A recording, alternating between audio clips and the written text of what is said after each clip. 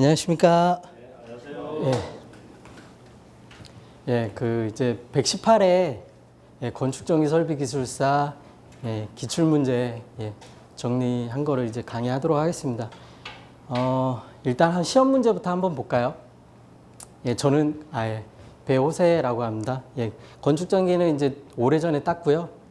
소방기술사는 최근에 땄습니다. 1교시 문제 한번 볼까요? 이게 쭉 한번 문제를 쭉 볼게요. 첫 번째, KSIC 60529에서 설명하는 전기기기 외암 보호 등급, IP 등급에 대해서 설명하시오. 이 문제는 많이 보셨죠? 혹시 건축전기 지금 계속 공부하시는 분 손 한 번만 살짝 들어주시면 안 될까요? 그렇군요. 알겠습니다.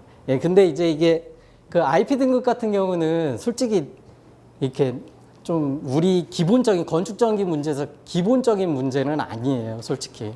근데 하긴 해야 되는 문제예요. 그래서 저 때도 공부를 할 때 이 IP 등급을 공부를 했었어요. 근데 좀 멀리 뒀던 문제들이었던 것 같아요. 이런 문제를 또 이렇게 내셨더라고요. 그쵸? 쉽지는 않은 것 같아요. 혹시 잘 쓰셨나요? 혹시 이 문제? IP 등급 혹시 잘 쓰셨어요? 알고 계셔? 잘 쓰셨어요? 그렇죠. 그렇죠. 일단 기본 문제이면서 근데 조금은 멀리 뒀던 문제일 수도 있어요. 그래서 이 정도면 그래도 쓸만한 문제인 것 같긴 해요. 그렇죠? 많이 들어보셨으니까 IP 등급. 그렇죠? 그래서 어느 정도 쓸 수 있는 문제는 동그라미로 제가 한번 표시해서 볼게요. 그래서 이 정도면 쓸만한 문제인 것 같아요. 그렇죠? 그리고 이번에 전력선과 통신선 사이에 차폐선을 설치한 경우 통신선에 유도되는 전자 유도 전압을 구하시오. 이 문제도 기본 문제죠. 그렇죠. 우리 전기 이론 쪽에선 그렇죠. 많이 보셨고, 그렇죠. 이 정도면 좀 쓸만한 문제인 것 같아요. 그렇죠. 기본 문제. 3번 보면 대전류 용량을 가지는 전력 간선, 케이블, 부스닥트의 단락 시 단락 전자력과 단락 기계력 계산 방법에 대해 설명하시오. 이 문제도 책에서 많이 보셨어요, 혹시? 그렇죠. 여기 모아 전기학원에서는 기본 교재에 나와 있어요. 만약에 책을 이제 강의를 한번 들으셨다 했으면 이 문제 놓치지 않으셨을 것 같아요. 이제 타 학원에서는 이제 교재들이 어떻게 되어 있는지 모르겠지만 여기 모아 전기 소방학원에서는 이 문제가 요 3번 문제가 단락 전자력하고 단락 기계력 계산 방법이 쭉 나와 있어요. 기본 문제예요. 저희 학원에서는. 그래서 만약에 좀 놓치셨다면 좀 아쉬운 것 같아요. 책에 있어요. 교재. 그래서 기본 문제라고 봐야 돼요. 저희한테는, 저희 학원에서는. 그리고 4번에 전기설비 기술 기준 및 판단 기준에 정하는 전로의 절연 성능과 관련해 다음을 설명하시오. 이런 문제는 교수님들이 많이 좋아하는 문제일 것 같아요. 교수님들이 많이 출제하기 좋아하시는 문제인 것 같아요. 왜냐하면 이게 또 최근에 법이 바뀌었잖아요. 이제 개정이 될 거라고 하면서 공고를 냈기 때문에 특히 이 부분 저하전로의 절연 성능이 2021년 1월 1일부터 해가지고 아마 개정이 이미 공고는 돼 있고 이제 시행은 아마 2021년 1월 1일부터 시행이 될 거예요. 이게 이제 지금 현재는 절연 성능 같은 일단 총평이니까 총평만 하고 넘어가겠습니다. 그래서 일단 이게 법이 최근에 바뀌었기 때문에 쓰기에 혹시 어느 정도 쓰셨나요? 이 부분? 과거의 기준, 그러니까 개정되기 전에 이제 공고나기 전에 기준을 적지 않았을까 싶어요. 시험 보시는 분들이 0.1메가, 0.4 해가지고 이렇게 쓰지 않으셨을까 생각이 들어요. 그래서 이런 최근 동향 같은 것들, 최근 이제 법이 개정되거나 새로 공고가 나는 것들은 쭉 한번 보셔야 돼요. 시험 보러 가시기 전에 한 달 전, 2달 전쯤에 한번 쭉 훑어보시고 가셨으면. 혹시 죄송스러운데 잘 보셨어요? 이 부분을? 그렇죠. 이게 법이 최근에 3월 25일인가 그때 이제 다시 공고가 났기 때문에 예, 좀 어려우셨을 수도 있어요. 왜냐하면 5월 5일이니까 바로 한 달 한 보름 전쯤 된 거죠. 그래서 요거까지 둘러보고 가셨다라고 하면 그래도 10점짜리 중에 6점 이상은 받으셨을 텐데 이런 거는 잘 써주면 어느 정도만 써주면 예, 점수가 잘 나오는 거거든요. 법 기준이라. 알고만 그대로 적으면 8점, 뭐 7점 이상도 나오니까요. 좀 아쉬운 문제일 수도 있어요. 만약에 놓치셨다면. 최근 동향을 항상 보고 가시는 건 좋으세요. 한 달 전쯤 해가지고 법 같은 거는. 그래서 예, 쓰기에는 조금 곤란할 수도 있어요. 한 삼각 예, 중간 정도. 예, 기본 문제는 동그라미. 한 중간 정도로 예, 쓸 수 있는 것들 세모 정도로 표시하고 5번의 산화 아연형 ZNO 피레기 열폭주 현상. 이건 가장 기본적인 문제죠. 그렇죠? 예, 기본적인 문제. 얘기 안 해도 알 수 있는 예, 가장 기본적인 문제니까 잘 적어주셔야 돼요. 잘 적어줘야 6점 정도 예, 나올 수 있는 문제. 기본적인 거니까요. 승강기의 설계 순서와 배치 결정. 요것도 우리 그 기본 교재에 일부 나와 있고 또 이제 정기인이라 하면 이제 협회라든지 강의를 들으면 이제 협회에 있는 교재들의 일부분 더 많이 추가돼 있어서 내용들이 그쪽에서도 아마 이렇게 내지 않았을까 싶어요. 우리 교재에는 일부분이 나와 있고 나머지 것들은 이제 협회 쪽에서 아마 이제 자료를 가지고 내신 것 같으세요. 보면. 예, 요것도 제가 보기엔 기본 문제에 가깝긴 한데 예, 이 설계 순서 같은 경우는 조금 쓰기가 조금은 애매할 수도 있으니까 예, 한 3문 정도? 그래도 6문제 중에 기본 문제는 그래도 꽤 되네요. 그쵸? 한 4문제 정도 되네요. 이 정도면 조금 쉬울 수도 있어요. 그쵸? 예. 자, 동그라미는 4개, 세모 2개였죠? 이렇게. 그리고 7번에 예, 수요 반응 의미와 국내에서 시행하고 있는 요금제도. 요거는 좀 어렵죠. 그쵸? 많이 접하지 않은 문제고 최근 동향이긴 한데 우리가 굳이 이걸 찾아가지고 공부하기에는 좀 어렵다고 볼 수 있죠. 그래서 솔직히 많이 어려워요. 쓰기가. 그쵸? 그리고 8번 전력회로에서 직렬 커패시터와 병렬 커패시터의 적용 시 특성 및 효과에 대해 설명하시오. 교수님들이 좋아할 문제들이죠. 그쵸? 기술사분들이 내기에는 조금 예, 맞진 않고 교수님 내시 않으셨을까 싶어요. 그래서 이것도 솔직히 어려워요. 그쵸? 기본 교재에 나와 있진 않아요. 그렇죠? 예, 좀 많이 어려워요. 고체 유전체의 트리잉 및 트래킹 현상에 대해 설명하시오. 우리 트래킹 현상은 많이 봤죠. 트리잉 하니까 갑자기 헉 할 수도 있어요. 그쵸? 어째 트리잉 한번 잘 쓰셨어요?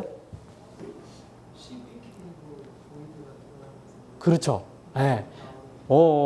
이제 그 만약에 우리는 보통 그 절연열화 하면 이제 고압 CV 케이블 같은 데서 절연열화 하면 그 절연열화로 인해서 뭐 거기에 이제 원인들이 전기적 원인도 있고 뭐 열적 원인, 생물적 원인, 화학적 요인들이 있잖아요. 거기에서 이제 화학적 트리도 있고 전기적 트리도 있고 보호 타입 트리도 있고 벤티드 타입 트리도 있고 뭐 쭉 있잖아요. 이제 우리가 쓰는 용어들은 트리라고만 알고 있거든요. 근데 트리잉 하니까 조금 헷갈릴 수도 있어요. 근데 공부하실 적엔 트리로 많이 공부를 하셨잖아요. 그렇죠. 그렇게 내용을 알고 있었고 트리잉 하니까 조금 헷갈릴 수도 있죠. 그렇죠. 근데 그 내용이 그 내용 맞으세요. 잘 적으셨을 것 같네요. 보니까. 예. 그래서 그래도 용어만 조금 애매하게 이렇게 내셨을 뿐이지 실제로는 기본 문제라고 볼 수 있어요. 예, 변압기의 단절은 이건 뭐 말할 것도 없죠. 그냥 기본 문제. 그리고 폴리에틸렌 CD의 특징 및 호칭 성능에 대해 설명하시오. 우리가 이제 설계를 하시는 분들은 그리고 감리도 그렇겠지만 특히 설계하시는 분들은 바로 알 수 있죠. 이런 문제 나오면. 그렇죠. 그리고 우리가 기본적으로 그냥 현장에 계셔도 기본적으로 다 알고 있는 거니까. 그런데 이제 유심히 안 보면 설계 아니고 다른 이제 안전관리나 다른 파트 쪽에서 설계가 아닌 다른 파트에서 일하시는 분들이 호칭하면 조금 사이즈를 이렇게 정확하게 알지 못할 수도 있거든요. 그래서 그래도 이런 문제는 좋은 문제인 것 같아요. 그렇죠? 현장에서 가장 기본적으로 우리가 많이 사용하고 있는 거고, 그리고 가장 많이 우리가 보고 있는 거고요, 현장에서.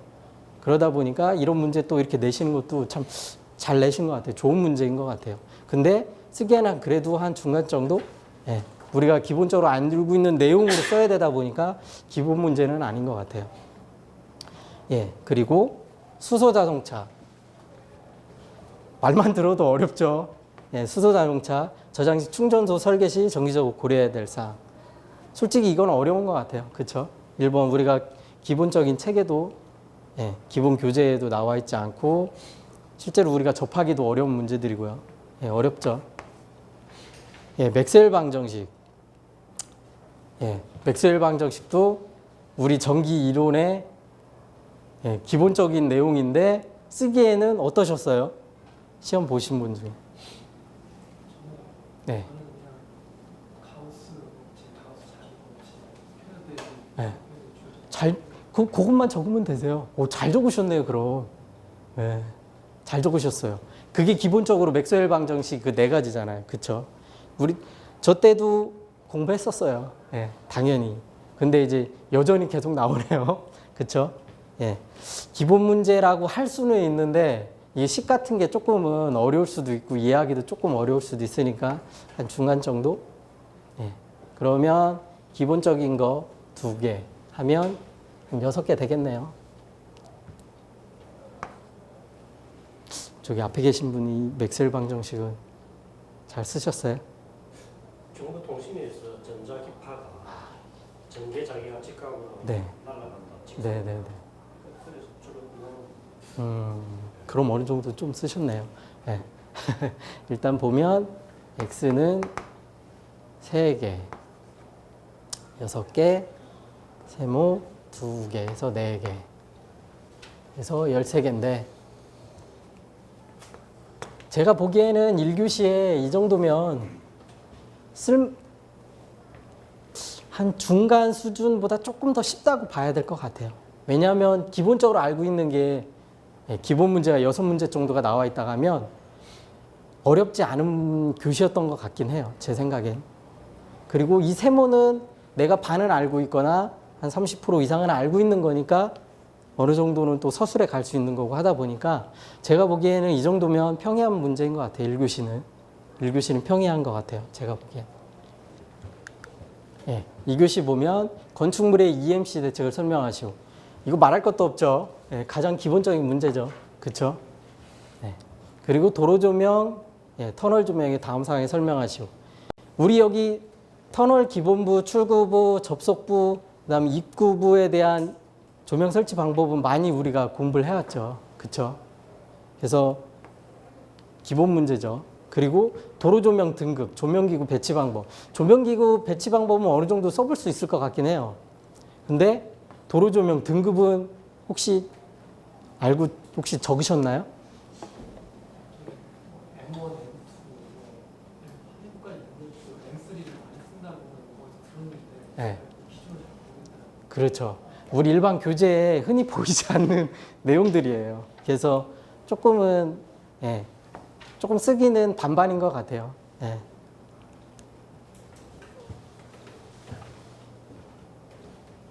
그리고 전력용 변압기에서 발생되는 고장의 종류 및 현상에 대해 설명하시오. 요것도 기본 문제라고 봐야 되겠죠. 예. 예, 기본 문제. 그리고 건축물에 시설하는 디젤 엔진 비상발전기의 보호 개전 방식. 솔직히 어렵죠, 이거는. 그런데 우리가 이제 우리 변압기 보호 방식에 쓰이는 개전기들이 여기 발전기에도 쓰이지 않을까 싶은 생각이 들어요. 그렇게 해서 만약에 쓸 게 없을 때에는 그걸로 서술해 가면서 기본적인 개념을 가지고 개전기를 몇 개 넣어놓고서 쭉 서술해도 될 것 같아요. 그쵸? 비상발전기 하니까, 특히 또 디젤 엔진 비상발전기라 하니까 또 여기서 살짝 놀랄 수도 있어요. 근데 솔직히 이거 빼고 그냥 비상발전기 보호개전 방식, 요것도 좀 애매하면 요것도 빼, 그냥. 보호개전 방식인데 변압기 쪽에서 쓰이는 것들이 발전기도 쓰이지 않을까, 그런 생각으로 유추해 가면서 실제로 내가 보호개전 업무를 하지 않아도 이런 문제를 써야 되는 상황이 닥쳤다, 내가 다 모르고 내가 기본적인 지식을 가지고 써야 된다 하면 그런 식으로 유출을 해가면서 써도 될 것 같아요. 그럼 어느 시점에 합격하거든요. 그런 데에서 맞으면. 예. 그러니까 50점대 후반 맞는 분들은 그런 것들을 좀 염두해서 서술해 가는 게 좋으세요. 그러다 보면 딱 합격하는 시점이 와요. 그러니까 솔직히 근데 어렵죠. 그쵸? 예, 접하기가 좀 어렵죠. 예, UPS 이건 뭐 말할 것도 없죠. 그냥 기본 문제.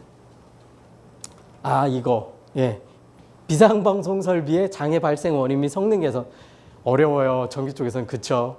접하기도 어렵고 뉴스에서 한번 들었을까 말까 한 그런 것들이에요. 예. 실제로 소방 업무를 하시는 분들이나 이제 그런 분들이나 좀 알 수 있는 거예요. 특히 이제 기계 파트 말고 소방 전기 쪽에 있는 소방 전기 쪽에서 업무를 하시는 분들은 이쪽 내용은 확실히 잘 알겠죠. 근데 전기를 우리 건축 전기에는 솔직히 이렇게 맞지는 않는 문제인 것 같아요. 그런데 어찌됐건 우리 전기인들이 소방 전기 산업기사나 기사를 가지고서 설계나 감리를 하기 때문에 이런 한 문제 정도는 귀엽게 봐줘도 좋을 것 같긴 해요. 그렇죠? 네. 근데 요즘 많이 이슈화되는 문제예요. 참고로 소방 쪽에서는 소방 기술사나 소방 쪽에서는 많이 이슈화되는 문제예요. 그러니까 제가 보기엔 출제위원분이 소방도 갖고 있는 분이 들어가셨구나. 그렇게 딱 유추해 볼 수 있죠. 이런 문제를 냈다는 거는. 건축 전기만 가지고서는 이런 문제를 낼 수가 없어요. 소방 기술사를 같이 갖고 계신 분이 들어가셔서 이 문제를 낸 거예요. 예. 요즘 추세가 이래요. 지우지 말았어야 되는데. 예. 어렵고 기본 문제고 예. 세모고 예. 어렵고. 그래서 기본 문제가 2개. 그리고 세모가 기본 문제 3개. 그렇죠. 그리고 세모 하나, X 2개. 2교시는 기본 문제가 3문제 나왔잖아요. 이 정도면 솔직히 좀 쉽다고 봐야 돼요. 어느 정도.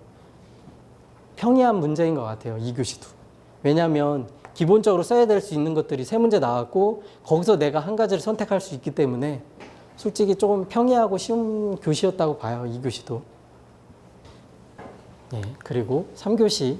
원래는 3교시는 이제 원장님이 또 와서 하시겠지만 원장님께서 한번 다 훑어 얘기를 총평을 해보라고 얘기하시길래 한번 3교시도 한번 볼게요. 제가 맡은 부분은 아니지만. 특고합 전선로의 인체 보호 기준에 관한 기술 기준의 제정 이유. 어렵죠? 딱 들어봐도 제정 이유를 적으래요. 어렵죠? 조금은. 접하기도 어렵고. 아무래도 이 문제는 우리 아까 1교시에 나와 있던 이거하고 많이 연결이 돼 있는 문제예요. 제가 보기에는 출제위원 분들 중에 한 분이 이 문제와 이 문제를 한 분이 내신 것 같아요. 같이 연결되는 맥락이에요. 인체 보호 기준이 거기 절연 성능에도 셀브, 펠브까지 해가지고 같이 나오거든요. 그 부분을 아마 같이 내신 것 같아요. 한 분이. 그리고 2교시 2번 문제 ATS, TTS 이것도 기본 문제죠. 혹시 죄송한데 저희 교재에는 기본 문제입니다. 어떻게 잘 적으셨어요? 방송 매진에도 출제. 네? 방송 매진에도 출제돼요. 그렇죠. 왜냐하면 그쪽하고 많이 관계돼 있거든. 이 CTTS 같은 거. 저희 쪽에서는 많이 그냥 ATS 많이 쓰잖아요. 그렇죠? 근데 이제 CTTS다 보니까 우리 투토나인 쪽에서 무순단으로 절체하는 거잖아요. 이거는 무순단은 아니고 얘는 무순단으로 절체한다는 개념이기 때문에 우리 건축전기에서는 그런데 저희 교재에서는 기본 문제입니다. 좀 저희 학원에서 좀 한 번 정도에 들으셨더라면 한 번 이상 들으셨다면 이거는 기본 문제로 적으셨을 거예요. 좀 아쉬울 수도 있겠지만 저희한테는 기본 문제고요. 그리고 케이블 트렌치 시공시 고려사항 이것도 저희 교재에도 아마 있을 거예요. 그래서 기본적으로 기본 문제이긴 한데 조금은 시공 안 하신 분들은 조금 어려울 수도 있어요. 한 3모 정도? 어때? 저기 혹시 이건 잘 적으셨어요? 3번은? 기계 적었는데 네. 적고 이리비도 매너도 네. 필요 없는 것까지. 일단 그렇게 서술해 나가시는 거니까. 예. 예, 4번 공동구의 전기설비 설계 기준. 요 부분은 제가 보기에는 여기 요 문제를 내신 분은 제일 유추인데 최근에 이제 국가안전대진단을 하고 있어요. 그럼 국가안전대진단에 공동구를 들어가요. 점검을 진단을 하러. 거기에 기술사님들이 들어가시는 거예요. 소방기술사님, 건축전기기술사님, 예, 통신 쪽도 계시는지는 모르겠는데 그쪽에서 들어가세요. 그러니까 제가 보기에는 거기에 들어가서 그쪽에 전문가인 우리 기술사님이 출제위원으로 들어가셨다. 그쪽에서 내신 것 같아요. 제 개인적인 생각엔. 예, 제 지인분들도 예, 저희 선배님들이시죠. 지인분들도 요 공동구의 안전진단을 들어가세요. 예, 그런 쪽에 관계돼서. 그래서 그쪽에 내신 것 같아요. 이거 어때요? 기본 문제인 것 같으세요? 좀 많이 접한 문제인가요? 공동구? 그렇진 않죠. 그렇죠. 좀 이렇게 좀 어렵다고 봐야 돼요. 이 공동구 안에 이제 뭐 방화벽이라든지 우리 저기 무선통신 설비의 그 자탐 설비라든지 무선통신 설비라든지 우리 감지기 화재 감지기 들어가 있죠. 정온식이 많이 깔려 있어요. 빨간색으로 적색으로 된 정온식 감지선언 감지기 들어가 있고 그다음에 방화벽 들어가 있고 그리고 일정 구간마다 방화벽을 하게 되어 있고 그래서 화재가 일어나면 그쪽에서 방화구에 환정을 시켜가지고 화재를 한정시키는 거죠. 그렇죠? 그래서 공동 쪽에서 그리고 또 KT 화재가 일어나면서 이쪽에도 많이 관심을 두셔야 돼요. 지금 현재 건축전기에서는 이쪽에도 관심을 이제 많이 두셔야 돼요. 예. 우리 전기 하시는 분들이 많이 소홀했던 부분들이에요. 이 공동구 쪽. 근데 이제 KT 화재라든지 이제 국가안전대진단을 위해서 이제 공부를 계속 쭉 하실 거니까 이 공동구 쪽에도 신경을 이제 많이 쓰셔야 돼요. 나중에 더 추가로 나올 수도 있어요. 제 개인적인 생각엔. 예. 이거는 한 번으로 끝날 수 있어요. 6번 문제는. 이 비상방송 설비를 한 번으로 끝날 수 있는데 이거를 더 추가로 낸다는 거는 좀 말이 안 되는 것 같고 요거는 계속 지속적으로 나올 것 같아요. 제 개인적인 생각에. 그러니까 유심히 더 정리를 하셔서 보셔야 될 것 같아요. 5번 교류배전과 직류배전. 요것도 쉽지는 않죠. 그렇죠? 예, 좀 어려워요. 예. 발송 쪽에 이제 관계되신 분들이나 업무를 하시는 분들은 좀 수월하실 수 있고 그리고 6번에 태양광 인버터. 이것도 어렵죠. 그렇죠? 쓰기가 많이 곤란하죠. 일단 영어로 해놨어. 저희들이 싫어하는 영어로 많이 해놨어요. 어떡하라고 한국어로 써놓지도 않고. 그러니까 일부러 이렇게 내신 거죠. 이제 좀 출제위원 분들이. 소방 쪽에서도 마찬가지예요. 영어로 많이 표현해요. 그리고 허용전류가 영어로 뭘까요? 이거 어렵잖아요. 그렇죠? 허용전류를 영어로 딱 써놓고서 문제를 내봐요. 내가 허용전류 너무 많이 듣고 너무 많이 기본적인 거 다 알고 있어. 근데 영어로 냈어. 모르거든요. 소방 쪽에서 그렇게 한 번 낸 적이 있어요. 그런 식으로. 기본적인 용어를 가지고 영어를 딱 해놓으니까 다 알고 있는 문제야. 한국말로 들으면. 근데 그런 경우가 있어요. 그러니까 항상 영어도 조금씩은 봐두실 필요는 있어요. 아, 요게 무슨 단어다, 요게 무슨 단어다. 건축전기 쪽에서. 요즘 추세가 그런 것 같더라고요. 저 때는 좀 그런 건 없었던 것 같은데 오래전에는 영어는 잘 표기를 안 해놓으셨어요. 그 당시엔. 지금은 좀 그런 것 같아요. 예, 어려워요. 이것도 딱 보면. 그러면 3교시는 하나가 근데 솔직히 다른 분들도 요거는 조금 애매하실 수도 있어요. 그렇죠? 저희 쪽에서는 저희 교재에는 기본 문제예요. 2번 문제가. 그리고 솔직히 3번도 기본 문제예요. 저희한테는. 여기 우리 저기 학원에서는 기본 문제로 다루고 있어요. 2번, 3번은. 근데 이제 타 학원에서는 어떻게 하는지를 모르겠어요. 일단 보면 예. 그래요. 예. 여기서 다 제 기준으로 봐서 그냥 기본 문제로 봅시다. 그러면 2개 세모 없네요. X 4개네요. 그렇죠? 상당히 어려워요. 3교시는 많이 어려운 거예요. 제가 봤을 때. 그러면 합격의 당락은 3교시다. 제가 봤을 때는 3교시인 것 같아요. 4교시는 아직 안 봤지만. 예. 요런 데서 시험을 잘 봐야 돼요. 왜냐하면 기본 문제는 누구나 다 하거든. 1, 2교시에 기본적인 나온 것들은 누구나 다 잘 줬거든요. 그러니까 합격의 당락은 3교시인 것 같아요. 4교시 한번 또 볼까요? 네. 직강압 방식의 변압기 용량 결정. 변압기 용량 결정 많이 우리가 중요시 하는 거죠. 주 변압기 용량, 네, 변압기 용량.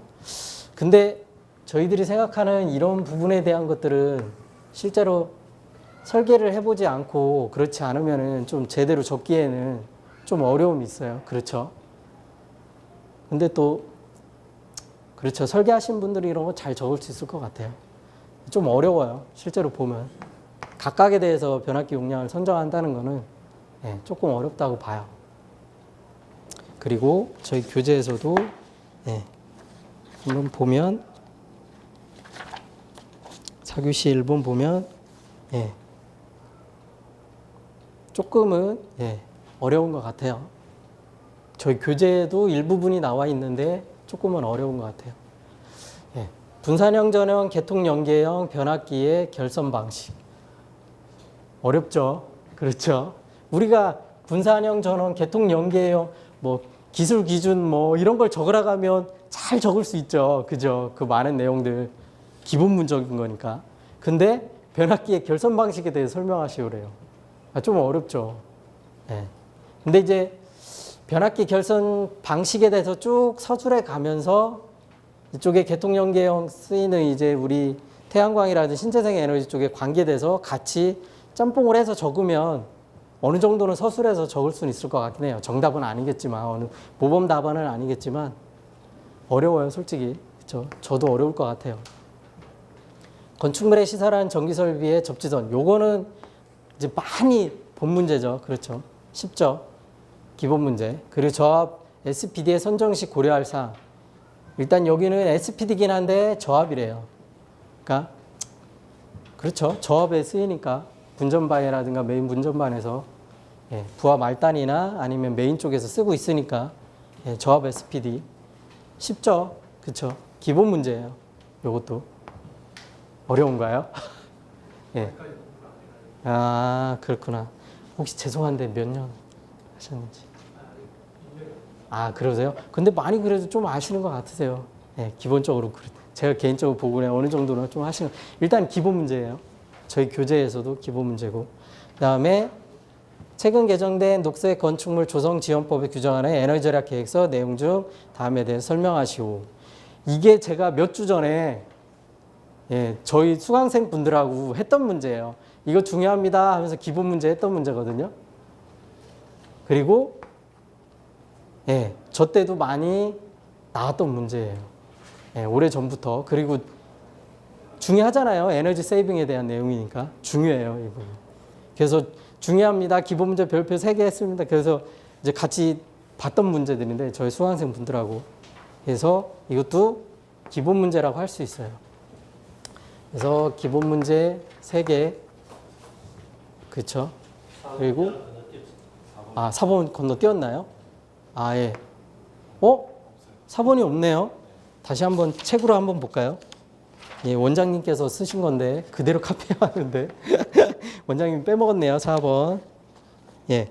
아, 뒤에 있나? 아, 뒤에 있네요. 뒤로 빠졌구나. 예. 일단 그러면 일단 기본 거 3개, 세모 없고 X 2개. 예, 한번 볼까요? 4번. 맨 뒤로 빼셨네요. 그냥 봐도 머리 아프죠? 그냥 봐도 머리 아프잖아요. 그죠? 예. 뭐 감점 전류를 구하시오. 안전전압 이하로 하기 위한 정확값. 그럼 안전전압 이하는 뭐냐? 또 이것도 또 봐야 되겠죠. 그쵸? 우리. 그리고 뭐 DC 50V 이하로 할 거냐. 뭐 아니 교류 150 아니 교류 50V 이하로 하고 직류 120V 이하로 하는 뭐 일단 그런 안전전압 개념도 알고 있어야 되고. 예. 여기 있네요. 그쵸? 50V 이하. 예. 그리고 제 3종 접지 저항값 뭐 이런 거 쭉 어렵죠. 그쵸? 좀 어렵다고 봐야 돼요. 이 정도면. 계산 문제는 잘 선택하셔야 돼요. 잘못하면 그냥 빵점이 될 수도 있고 부분 점수를 안 주실 수도 있고 하다 보면 좀 이렇게 계산 문제는 가능하면 내가 확실히 알고 있으면 푸시는 게 좋으시고요. 좀 애매하다. 이 정도 조금은 알겠는데 답을 유추하기는 어렵겠다 그러면은 안 건드리는 게 좋으세요. 제가 아는 지인분 중에 계산 문제를 엄청 잘 푸시는 분이 있었어요. 같이 공부하고 했던 분인데 엄청 늦게 합격하셨어요. 합격을 엄청 늦게 하셨어요. 저보다. 네. 그래서 좀 그랬는데 아무튼 정확하게 알고 있으면 푸시고 아니다 싶으시면 다른 문제를 서술해서 푸시는 게 좋으세요. 동그라미는 일단 세 문제 있네요. 예. 접지선, SPD, 예, 그리고 에너지 절약 계획서까지. 이 정도면 제가 보기에는 평이한 교시인 것 같아요. 왜냐하면 기본적인 문제가 세 문제니까. 그리고 모르는 거 세 개. 이거는 이제 서술에 가서 써야 되는 건데 제가 보기에는 1교시, 2교시, 4교시는 좀 평이한 문제인 것 같아요. 평이하게 쓸 수 있는 문제. 일단 내가 기본적으로 알고 있는 기본 문제들이 한 3개 정도, 2개 이상 나오니까 교시당 한 3개 정도가 기본 문제이니까 한 2교시, 4교시는 기본 문제 3문제 이상이니까 좀 평이한 교시인 것 같고 그리고 1교시도 아까 기본 문제가 6문제였거든요. 그 정도면 중간 정도 수준, 예, 난이도는 중간 정도 되는데 문제는 3교시가 많이 어렵다 보니까 여기서 합격의 당락이 좀 많이 주어질 것 같아요. 네, 여기서. 그래서 제가 봤을 때는 그래도 평이하게 나온 시험 회차인 것 같아요. 네. 근데 3교시 때문에 너무 힘들다, 힘들게 나왔다, 이제 문제가 어렵다라고 많이 체감상으로 많이 느끼실 거예요. 근데 제가 봤을 때는 그냥 평이하게 중간 정도의 수준으로 난이도가 나왔다라고 볼 것 같아요. 그 정도면. 근데 이렇게 문제가 나오면 제가 개인적인 생각에는 합격자가 많이 나올 것 같지는 않아요. 네. 보통 한 10명에서 15명 나오나요? 우리 지금 추세가요? 건축전기가? 그쵸. 네. 한 자릿수는 아니죠, 아직. 근데 이제 들쑥날쑥 하기는 하는데 그래도 이 정도면 10명? 7, 8명, 10명 정도 수준에서 나올 것 같아요. 조금 많으면 12명 정도? 이 정도 수준이면 그 정도 나올 것 같아요. 그래서 이제 1교시로 들어가서 1-1번 문제 한번 볼까요? 네. 아까 말씀드린 것처럼 이제 IP 등급 같은 경우는 기본 문제이긴 한데 자주 나오지는 않아요, 문제가. 그래서 그래도 기본 문제이다 보니까 어느 정도는 알고 되셨어야 하는 문제인데 어찌 보면 10.5 IP 보호 등급 해가지고 인그레스 프로텍션이라고 해서 외환 보호 등급인데 여기에서 이제 제가 그 책을 한번 보시면 보통 이제 첫 번째 나와 있는 숫자 IP 예를 들어서 IP68이라고 한다고 하면 이게 전기기기가 가질 수 있는 최고의 등급이거든요. IP 등급에서는. 그렇죠? 0등급부터 그 앞에 있는 숫자가 방진이고 개념이 뒤에 있는 숫자가 방수 등급이잖아요. 그렇죠?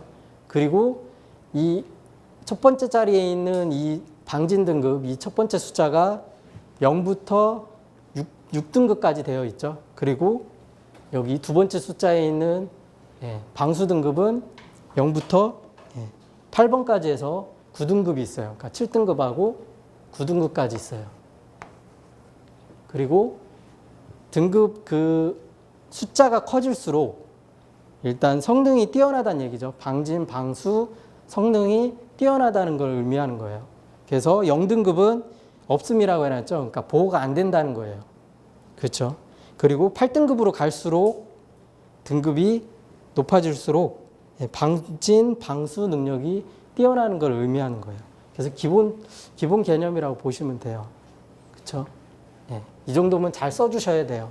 합격권에 들어가신 분들은 이 정도는 잘 써주셔야 돼요. 그래서 2번, 이것도 기본 문제죠. 전자 유도전압, 통신선에 유도되는. 책에 보시면 이제 그 전력선이 있고 그 옆에 이제 통신선이 지나갈 때 각 상마다 IA 값, IB 값, 뭐 전류값을 다 더해가지고 거기에 그 전력선 상호 간에 작용하는 상호 인덕턴스가 있죠. 그 상호 인덕턴스의 개념이 들어가 있고, 그 다음에 그 선로 길이, 병행 길이가 같이 돼 있죠. 양선의 병행 길이의 개념도 들어가 있고요.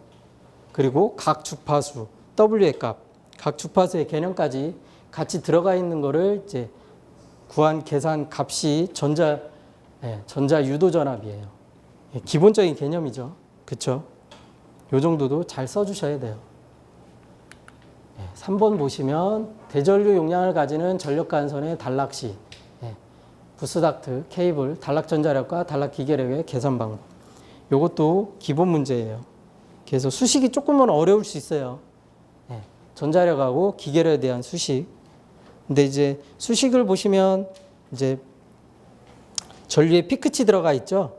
그렇죠. 그리고 케이블 중심 간격에서 개념이 들어가 있고, 그 다음에 단락 기계력도 전자력, 그 단락 전자력 F 값이 들어가 있고, 그리고 P 보정 계수도 들어가 있죠.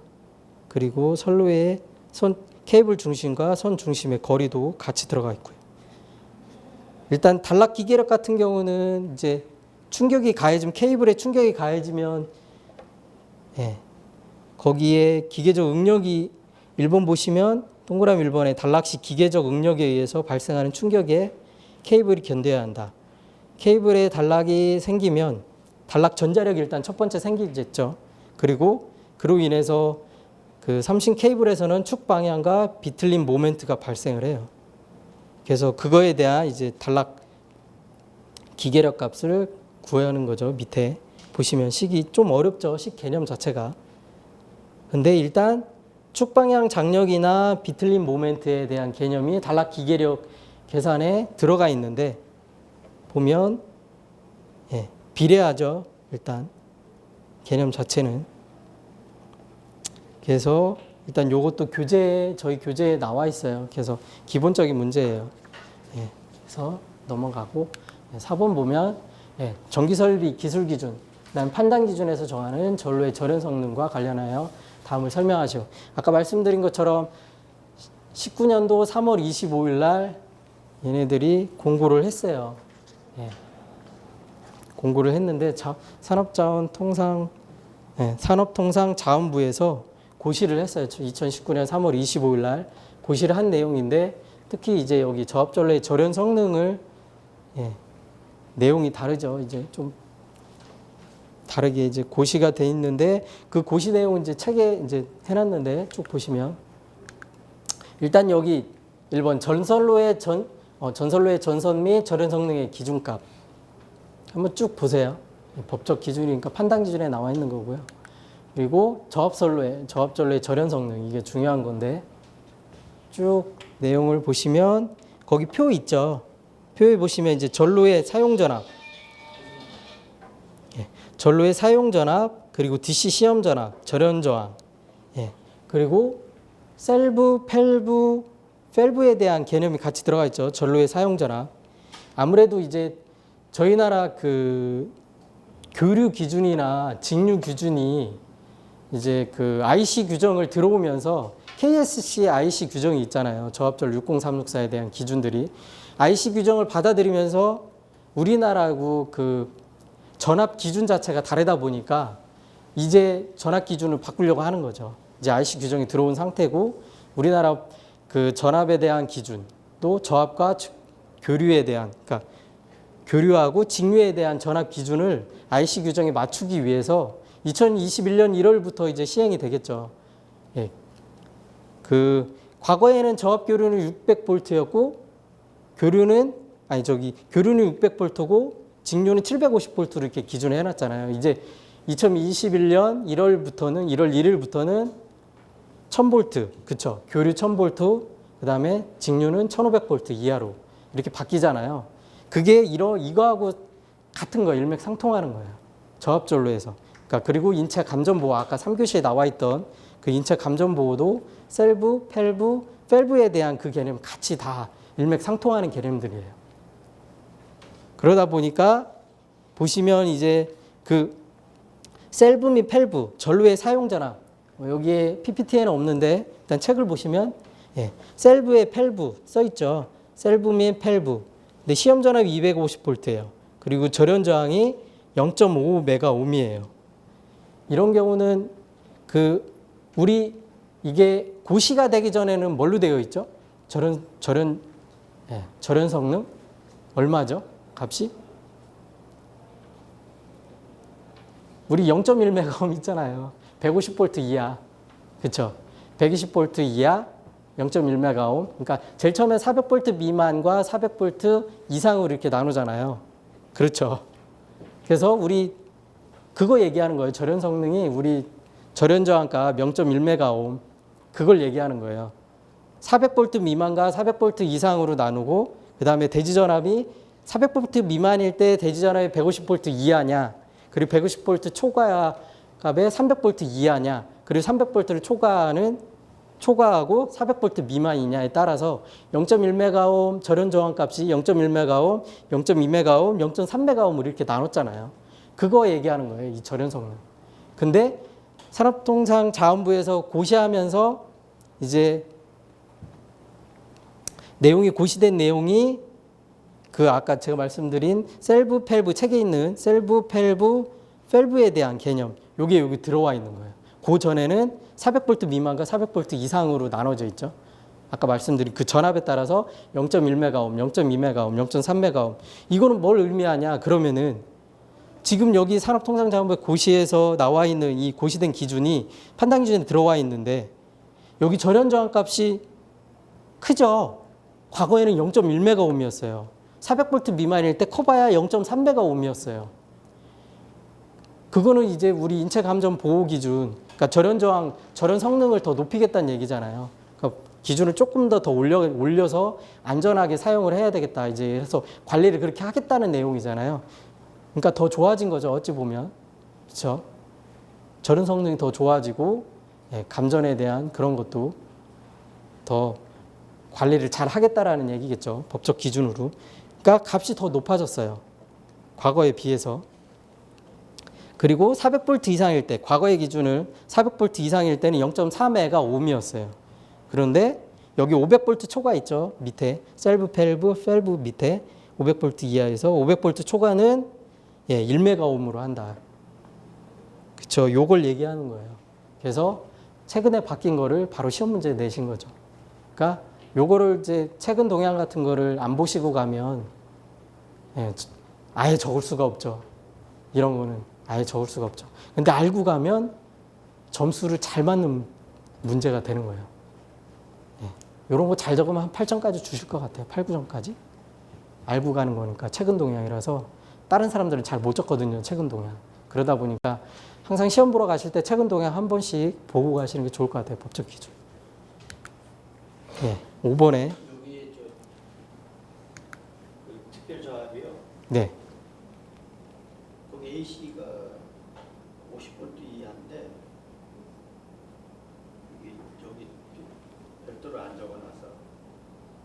적어놔서. 일단 법적 내용만 쭉 적어 놓은 거예요. 그 저거 말씀하시는 거죠. 그 우리 DC 120V 이하, AC 50V 이하 말씀하시는 거죠. 그게 이제 우리 감전보호체계 60364에 나와 있는 그 감전보호체계에 나와 있는 그 안전전압값 얘기하는 거예요. 그게 펠브에 대한 개념에 이제 들어가 있죠. 근데 우리 판단 기준에는 이제 IC 60364에 이제 그런 내용들이 들어가 있으니까 굳이 판단 기준에서 적을 필요는 없으니까 안 적은 것 같아요. 그냥 기본 개념으로 알고 계시면 되시는 거니까. 그래서 최근 동향도 꼭 보시고 가서 시험을 보시는 게 좋으세요. 5번에 산화 아연형, 피레기의 열폭주 현상. 이건 기본 문제죠. 우리 피레기에서 누설 전류가 항상 흐르죠. 그렇죠. 그래서 피레기에서 누설 전류가 평상시에 1에서 3mA 정도가 흘러요. 근데 특히 이제 이 산화 아연형, 그러니까 갬 레스형이잖아요. 갬 레스형에 쓰이는 이런 피레기들은 이제 3년 이후마다 좀 이제 누설 전류를 조금 점검을 할 필요는 있어요. 그 이후부터는 이제 누설 전류치가 늘어나면 파괴라든지 이제 손상이 일어나니까 이런 갭 네스형 같은 경우는 좀 3년 이상 이후에는 좀 누설 전류도 같이 누설 전류 검지기를 통해서 측정해서 좀 관리를 해야 될 필요는 있는 것 같아요. 예. 이제 평상시에는 수 마이크로 암페어 정도의 이제 누설 전류가 흘러요. 평상시에는. 근데 이제 서지 같은 것들이 들어오면서 이제 누설 전류치가 점점 증가하는 거죠. 예. 그리고 발열량이 방열량보다 커지게 되면 이제 소손이 일어나는 거죠. 파괴가 일어나고. 이제 그런 내용들이죠. 그리고 특히 이제 갭 레스형 특성 같은 경우는 이제 비직선 저항 특성이다 보니까 예.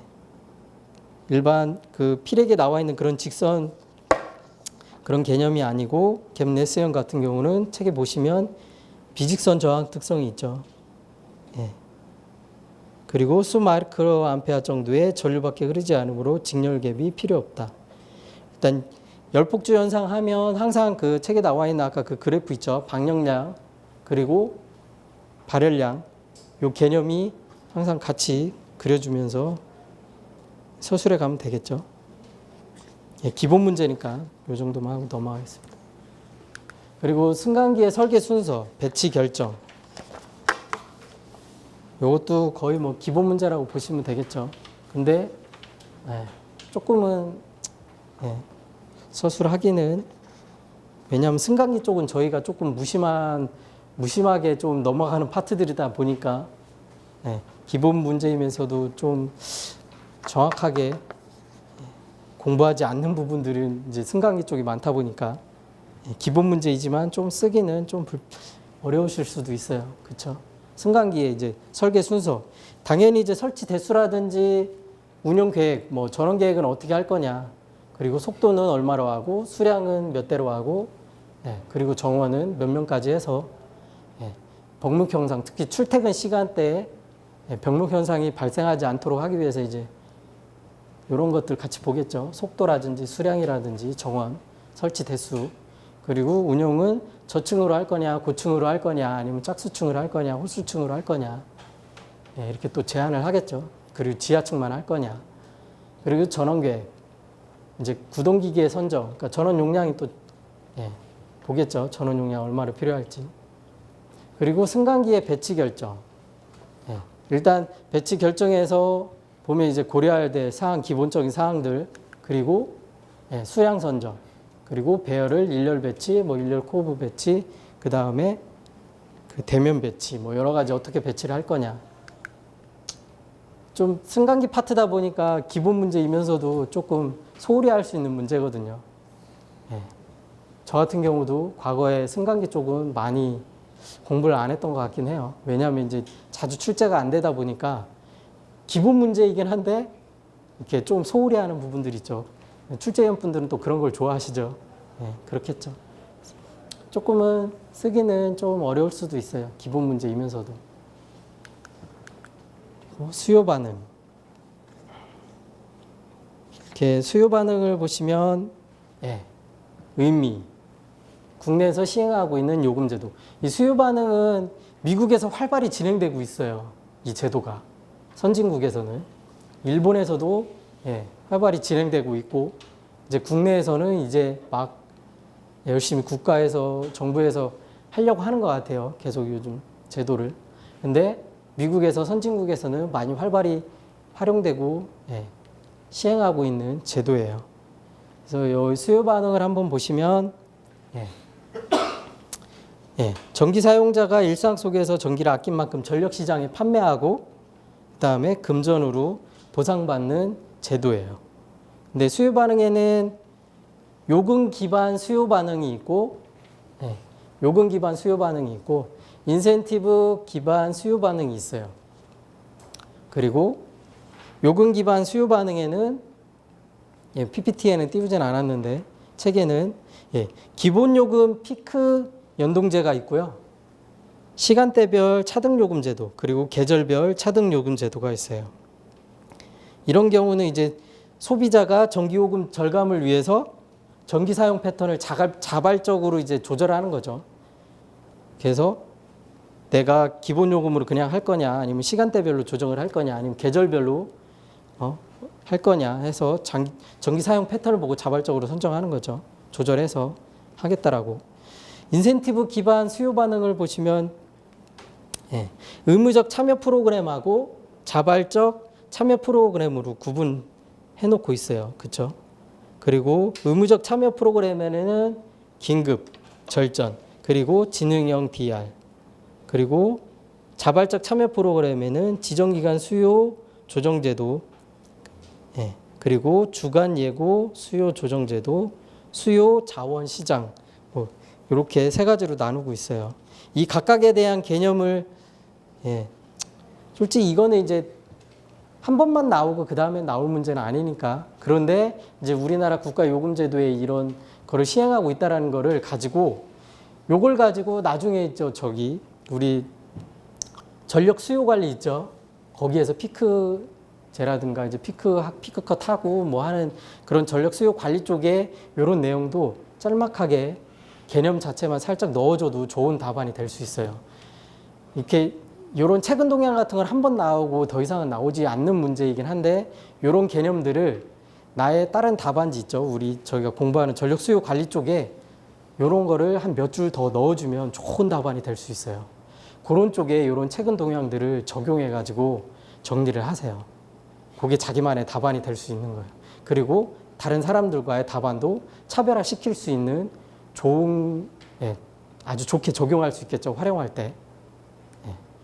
최근 동향이니까 더 이상 안 나오겠지라고 하지 마시고 꼭 몇 줄 정리해서 개념 몇 줄 쫙 정리해가지고 최대 수요 관리라든지 우리 피크제 관련된 내용에 꼭 넣어주세요.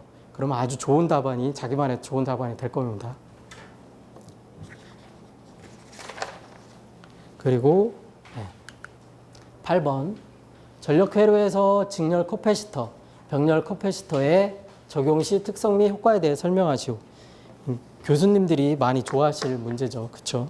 저희들은 힘들고.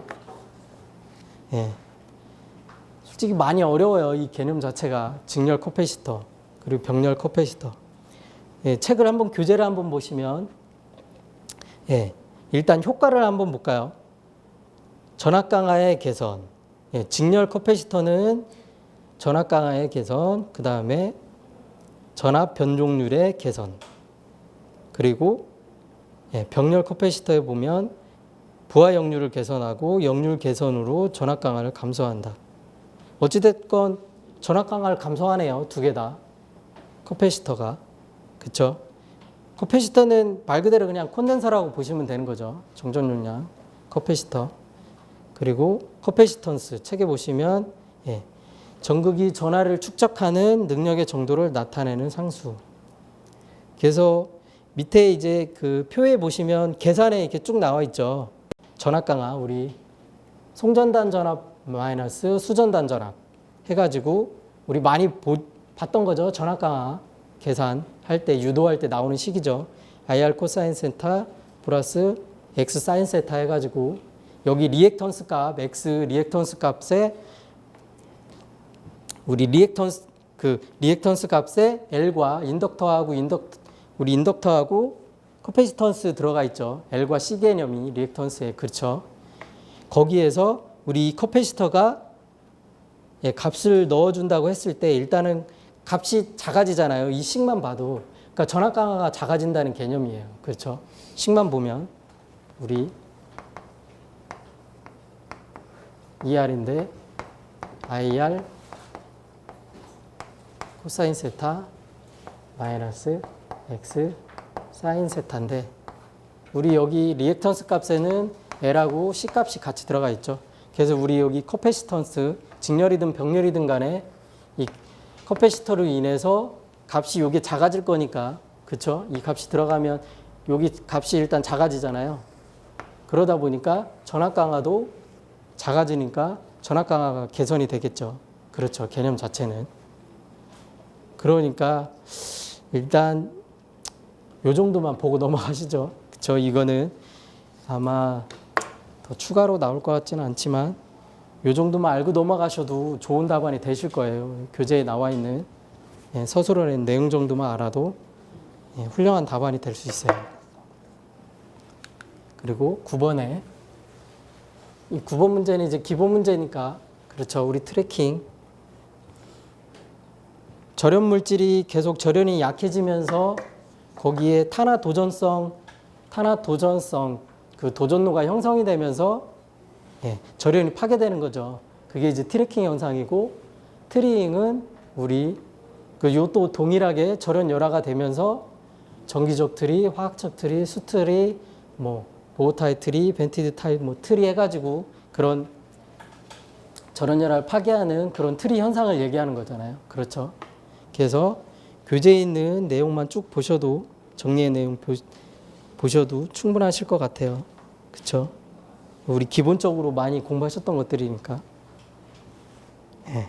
아, 여기서 이제 만약에 이게 25점짜리 나온다. 그러면 이제 저것까지 나와야 되겠죠. 우리 절연열화 판단하는 판정 방법까지 쭉 써줘야 되겠죠. 그렇죠? 사선 상태에서 진단을 하나, 아니 진단을 하거나 또는 활선 상태에서 예, 진단을 한다든지 거기에 관한 이제 진단 방법까지도 쭉 써내려가면 좋겠죠. 그리고 예, 제 개인적인 생각에는 만약에 트링을 여기서 10점짜리로 적을 때도 개념 자체를 이제 적고 나서 밑에다가 절연열화 뭐 판정 방법, 직류, 아니 저 사선 상태의 저기 진단법하고 활선 상태의 진단법에 뭐 4가지, 5가지 몇 개 해가지고 짤막짤막하게 한두 줄 정도만 이렇게 언급해줘도 아주 훌륭한 답안이 될 수 있을 것 같아요. 10점짜리이긴 하지만 다 서술하지 않고 소제 목적, 중제 목적만 딱딱딱 치고 가도 좋은 답안이 될 것 같아요. 예. 그리고 10번에 변압기의 단절연. 우리 변압기의 절연 방법에는 절연 방식에는 4가지 정도 있죠.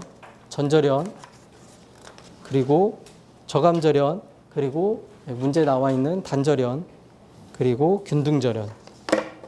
우리 그 단절연은 중성점 접지 방식에서 예, 사용하고 있는 절연 방식이죠. 변압기. 그리고 보시면 중성점 접지의 경우 서지 충격이 선로 측은 크고 그렇겠죠. 선로 측이 사고가 들어오니까 선로 측이 더 서지 충격이 크겠죠. 그리고 중성점으로 갈수록 약해질 거고 그러다 보니까 예, 서지 측이 크다 보니까 선로 측 그러니까 아니 선로 측이 서지 충격이 크다 보니까 선로 측을 강하게 절연하는 거죠. 그리고 중성점 측으로 갔을 때에는 약하게 예, 서지 충격이 약해지니까 중성점 측은 그래서 중성점 측은 약하게 이제 절연하는 거죠. 그래서 변압기 크기를 적게 할 수 있고 경제적이고 예, 선로 단자의 3분의 1 정도. 요것도 이제 그림 하나를 같이 넣어주면 좋겠죠. 책에 교재 있는 것처럼 선로 측으로 갈수록 예, 강하게 이제 절연하고 중성점으로 갈수록 약하게 예, 절연하고 그렇죠. 그리고 밑에 박스 하나 있죠. 케이블의 단절연. 요것도 3번에 보시면 도체 가까이에 고유 전율 물질을 쓰고 바깥쪽에는 저유 전율의 물질을 쓰면 절연내역의 분포를 고르게 하고 예, 같은 고절연 내력에 대해 두께를 되도록 얇게 10개 할 수 있다. 그래서 케이블에서도 단절연을 하고는 있구나. 그런 개념들도 같이 케이블에도 있구나. 이렇게 보고 가시라고 예, 같이 넣어놨어요. 일단 이런 문제는 기본적인 거니까 술술술 쓰셔야 돼요. 바로 시험 문제 나오면.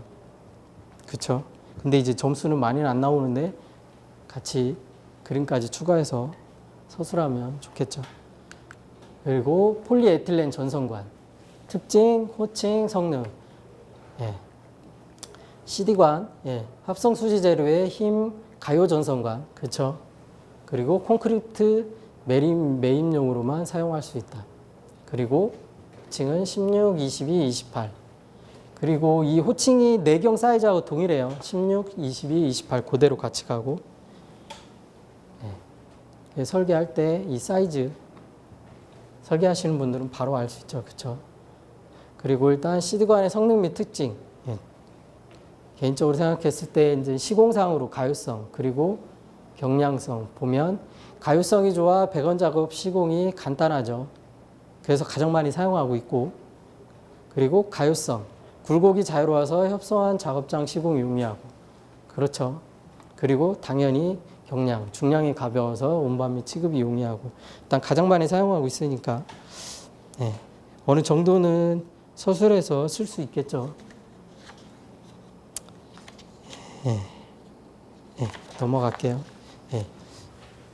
1-12 수소 자동차 저장식 충전소 설계 시 정기적으로 고려해야 할 사항을 설명하시고 일단 이거는 우리가 접하기가 많이 어려운 문제잖아요.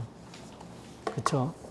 그래서 한번 보시면 이제 수소 충전소의 위험성을 한번 보면 일단 가스 폭발 범위가 높고 예, 여기서 4에서 75%라고 책에 나와 있죠. 이게 연소 범위예요. 연소 범위. 수소의 연소 범위가 4에서 75%래요. 이거는 우리 그냥 100%로 따졌을 때 연소 범위가 상당히 넓은 거예요. 이 폭발 범위가. 4에서 7이니까 75까지니까 연소 범위가 상당히 넓은 거예요. 연소 상한계하고 연소 하한계가 있는데 그 폭발 범위, 연소 범위가 되게 넓어요. 그만큼 위험하다는 얘기예요. 이게. 그리고 폭발 시 폭발력이 매우 크고요. 그리고 가스 폭발 원인이 되는 정전기 방지와 전기 방폭이 가장 중요한 관점이다. 일단은 예방하는 게 아주 중요하겠죠. 이게 폭발이 일어나면 폭발을 방지하기가 불가능하다고 봐야 되겠죠. 그러니까 일단 폭발이 안 일어나게 예방하는 게 가장 중요해요. 이런 경우는 가스 폭발 같은 경우는. 그리고 수소 충전소의 정기적 고려사항. 보시면 긴급 차단 장치 또는 안전 장치의 고품질 전력 공급. 그래야 되겠죠. 그리고 전기 방폭 설비. 그리고 정전기 점화원의 제거, 대전 방지. 3번 아주 중요한 것 같아요. 정전기 점화원의 제거 및 대전 방지, 그리고 접지 설비와 필해 설비. 그 다음에 설계 시 고려사항. 여기서 말하고 있는 문제는 설계 시 고려사항인데, 일단 책을 한번 보시면 전기 차단 대책, 그리고 크게 접지, 전기 방식 설비, 경보 설비, 전기 방폭 설비, 정전기 제거 설비 설치. 쭉 보시면 이게 그 시설 검사 기준에 나와 있어요. 여기 출처를 보시면 나와 있는데 여기서 이제 내용이 되게 많아요. 이게 내용이 너무 많다 보니까 전기하고 관계된 것들을 추렸어요. 우리 전기 쪽에서 고려해야 될 게 설계할 때 어떤 거를 고려해야 될까. 내용이 되게 많아요. 배관 쪽이라든지 기계 쪽이라든지 되게 많아요. 건축 방지 쪽이든 뭐 이렇게 해서 쭉 되게 많은데 전기 쪽에 관계된 것만 추실해서 봤는데 전기 차단 대책에는 보시면 전기 공급 차단 시 수조 저장 설비, 충전기 배관에 차단하는 별도의 배관을 설치한다. 비상 전력 등으로 사용 가능하도록 한다. 그 다음에 접지는 당연히 해야 되겠죠. 그렇죠. 그리고 접지 부분 쭉 한번 읽어보시고 전기 방식 설비. 우리 전기 방식 설비 3가지 있죠. 우리 전기 쪽에서 배우고 있는 희생양급법하고 강제 전원법하고 배류법하고. 그렇죠. 이런 개념들이 또한 여기에도 수소 충전소에서도 우리가 고려를 해서 설계를 해야 되겠구나, 설계하고 있구나라고 한번 또 보시면 되겠죠. 이런 개념도. 그리고 경보 설비. 당연히 경보 설비는 해야 되겠죠. 그렇죠. 가스 누출 시 검지해서 알려야 되니까. 그리고 방폭 설비. 그리고 위험 장소에서 누출 때 가스의 점화원을 방지한다. 전기 방폭 기준에 따라 방폭 성능을 갖도록 설치한다. 정전기 제거 설비 설치. 이것도 보시면 정전기 제거 설비를 설치를 하는데 필해 설비를 설치한 것은 총합 15 이하의 것은 제외한다. 그리고 정전기 점화원이 되는 것을 방지하기 위하여 접지 저항 100옴 이하로 한다. 기본적인 개념이죠. 우리 여기에 서술되어 있는 것들을 보면 기본적인 개념인데, 그리고 지상에서 접지 장치, 그리고 지상에서 접속부 접속 상태, 지상에서 절선 및 그 밖의 손상 부분의 유무. 일단은 우리가 알고 있는 기본적인 내용들만 일단 서술해서 적어도 될 것 같긴 해요. 그렇죠? 방식 설비, 정전기 제거 설비, 방폭 설비. 일단 위험하니까 당연히 위험성 있는 분위기 있는 곳은 방폭 설비 당연히 해야 되니까. 그런 개념들. 그리고 접지하고 필연이 당연히 들어가야 되는 거고요. 그렇죠? 그리고 정전기로 인해서 폭발이 일어날 수도 있으니까 정전기. 그런 내용들 기본적으로 적어주면 되겠네요. 근데 내용 자체는 좀 어렵죠. 문제를 보면. 그 다음에 13번. 예, 맥스웰 방정식. 우리 원래는 이제 과거에 아주 오래전에는 이제 자기하고 전기장 그리고 자기장의 개념들이 서로 분리되어 있었잖아요. 개념 자체가. 근데 맥스웰에 의해서 맥스웰 방정식에 의해서 자기장하고 전기장이 서로 관련이 되어 있다라는 개념이에요. 어찌 보면 이 맥스웰 방정식은 그 전 세계에서 가장 중요한 방정식 20개를 말한다 하면 그 중에 하나예요. 이 맥스웰 방정식이. 정말 중요한 거죠. 왜냐하면 과거에는 전기장의 개념과 자기장의 개념이 분리되어 있었어요. 서로 상호 연관성이 없다라고 그때는 그랬었어요. 근데 맥스웰 방정식에 의해서 자기장의 변화가 생기면 전기장의 변화도 생기고 전기장의 변화에 의해서 자기장도 변화하고 그런 개념이 이 맥스웰 방정식에 의해서 정리된 거예요. 크게 얘기해서. 그렇죠? 간단히 얘기해서. 그래서 거기에 이제 4가지 법칙이 있는 거예요. 전기에서의 가우스 법칙과 자기에서의 가우스 법칙하고 패러데이 전자기 유도 법칙 그리고 앙페르 회로 법칙 있죠. 그래서 이 보시면 없네요. PPT에 넣어놓진 않았는데 책에 보시면 일단 여기 패러데이 전자기 유도 법칙하고 앙페르 회로의 법칙이 전기장의 변화에 따라서 자기장이 변화하고 연관이 있는 거죠. 그리고 자기장이 변화함에 따라서 전기장이 변화하고 그게 이 패러데이 전자유도 법칙하고 앙페르 회로의 법칙을 보면 바로 알 수 있어요. 그래서 이렇게 쭉 한번 볼까요? 우리 또 그래도 기본적으로 알고 있으면 좋죠. 우리 전기인들은 기본적으로 이런 게 있구나. 근데 간단하게라도 알고 있으면 지식으로 알고 있으면 어디 가서도 얘기할 때 좋죠. 한번 볼까요? 맥스웰 방정식은 전기와 자기의 발생, 전기장과 자기장, 그다음 전하 밀도와 전류 밀도의 형성을 나타내는 4개의 일반적으로 4개를 얘기하죠. 맥스웰 방정식은 4개의 편미분 방정식이다. 그리고 맥스웰 방정식은 빛 역시 전자기파의 하나임을 보여준다. 그렇죠. 크게 이걸 볼 수 있죠. 맥스웰 방정식에서 각각의 방정식은 가우스 법칙 그리고 전기에서의 가우스 법칙이에요. 그리고 자기에서의 가우스 자기 법칙, 그다음에 패러데이 전자기 유도 법칙, 그다음에 앙페르 회로 법칙으로 불린다. 각각의 방정식을 제임스 클러크 맥스웰이 종합한 이후에 맥스웰 방정식을 불리게 되었는데 보시면 1884년도에 올리버 헤비사이드가 4개의 방정식, 지금 사용하고 있는 4개의 방정식으로 정리했어요. 이게 지금까지 내려오는 사용하고 있는 맥스웰 방정식이 4개 방식이에요. 그래서 쭉 한번 보시면 맥스웰 방정식 특징 한번 보면 전기장은 전하로부터 발산해가는 쿨롱임을 표현한다. 이제 이거는 전기에서의 가우스 법칙을 얘기하는 거겠죠. 그다음에 자석의 극은 N극과 S극이 서로 분리되어 존재하지 않으며 양극 사이에는 자기력이 작용한다. 요거는 자기에서의 가우스 법칙을 얘기하는 거예요. 그렇죠? 그다음에 자기장의 세기를 변화시키면 전기장이 발생된다. 요거는 패러데이 법칙 얘기하는 거죠. 패러데이의 전자유도 법칙.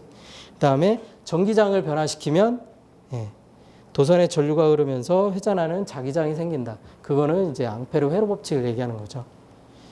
그러니까 맥스웰 방정식은 전기장, 특히 전기장과 자기장이 원래는 별도로 상호 연관성이 없다라고 했는데 이제 맥스웰 방정식에 의해서 보시면 전기장과 자기장도 상호 연관성이 있다라는 것을 보여주고 있는 거죠.